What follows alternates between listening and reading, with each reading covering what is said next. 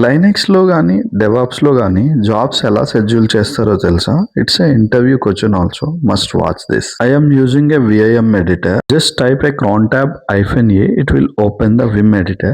Job schedule చేయడానికి certain time period pass చేస్తాం కదా. Each star represent minute, hour, day of the month and day of the week. All star means every 1 minute it will run. ఇక్కడ నేను direct గా file అనేది create చేస్తున్నా. Save and exit WQ exclamatory.